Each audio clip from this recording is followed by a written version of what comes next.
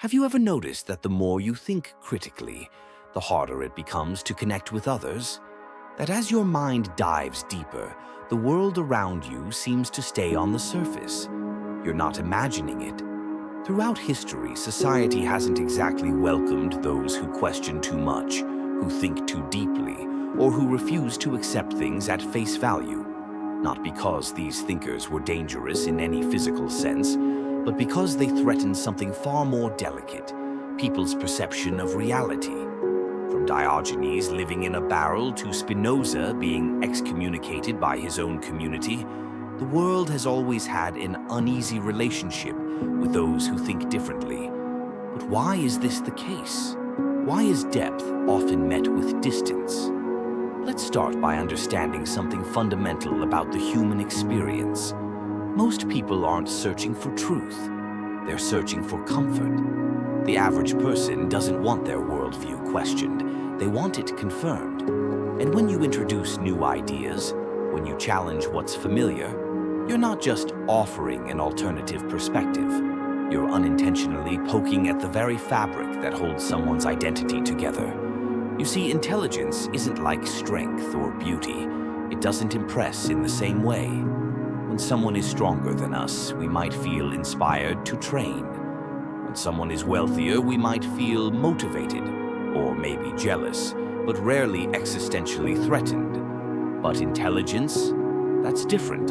Intelligence challenges us internally. It doesn't just exist, it reflects. It acts like a mirror, quietly revealing the limits of our own thinking.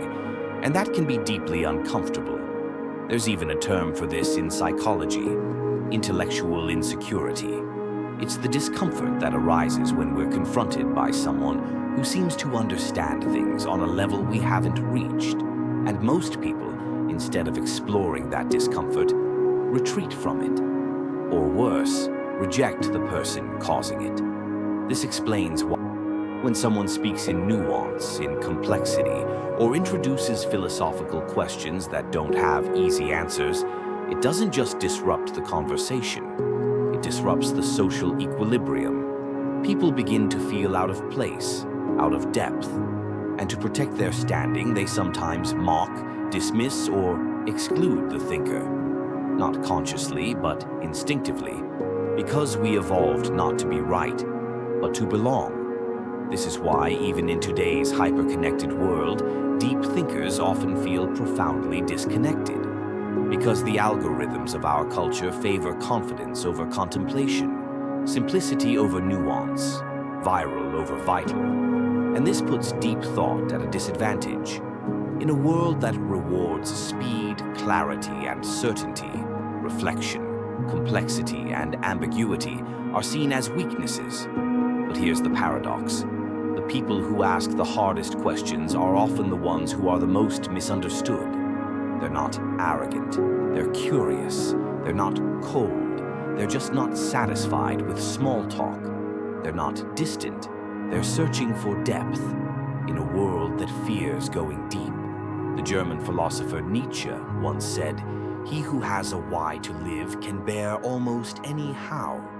But what he didn't mention is that those who seek the why often have to walk alone. And that's the quiet price of deep thinking. Not because there's something wrong with you, but because most people are trying to build a comfortable life. You're trying to understand it. So if you've ever felt like an outsider in your own conversations, if you've ever bitten your tongue rather than open a philosophical can of worms at the dinner table, know this. You're not broken. You're just part of a rare group. The seekers, the questioners, the truth chasers. And while the path may be lonely at times, it's also the path that's shaped the course of human history. So keep thinking deeply, not to be understood, but to understand.